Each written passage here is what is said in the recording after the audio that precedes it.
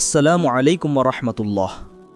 পরীক্ষার রেজাল্ট আউটের দিন আমাদের সবার বুক ধরফর করে। জিপিএ 5 কিংবা গোল্ডেন A+ পাওয়াকেই আমরা জীবনের একমাত্র সফলতা মনে করি। কিন্তু একবার কি ভেবে দেখেছেন, একজন ছাত্রের ভালো রেজাল্ট আর আল্লাহর কাছে সফল হওয়া কি আসলেও এক জিনিস? আমাদের সমাজে জিপিএ 5 পাওয়া ছাত্রটিকে সফলতার মুকুট পরিয়ে দেওয়া হয়, অথচ যে ছাত্রটি হয়তো পরীক্ষায় আশানুরূপ ফল করতে পারেনি কিন্তু তার চরিত্রে রয়েছে তাকওয়া এবং আমল, তাকে আমরা ব্যর্থ বলে ধরে নেই। ইসলাম আমাদের শেখায় সফলতা মানে কেবল দুনিয়াবি কোনো স্কোর কার্ড নয়। অবশ্যই একজন মুসলিম ছাত্র হিসেবে আপনার পড়াশোনায় সেরা হওয়া উচিত, কারণ ইসলাম শ্রেষ্ঠত্বের ধর্ম।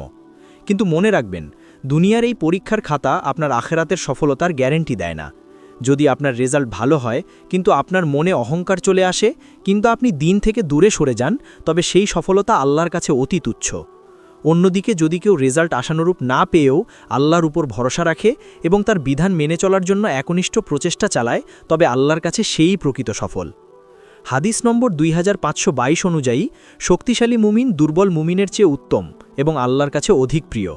তাই পড়াশোনা করুন আখেরাতকে সামনে রেখে। আপনার লক্ষ্য যেন হয় এমন এক ক্যারিয়ার গড়া যার মাধ্যমে আপনি দিন ও মানবতার সেবা করতে পারেন।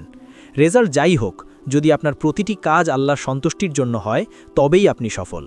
ইনশাআল্লাহ পরকালের সেই বড় পরীক্ষায় আমরা যেন সবাই উত্তীর্ণ হতে পারি। আল্লাহ আমাদের কবুল করুন।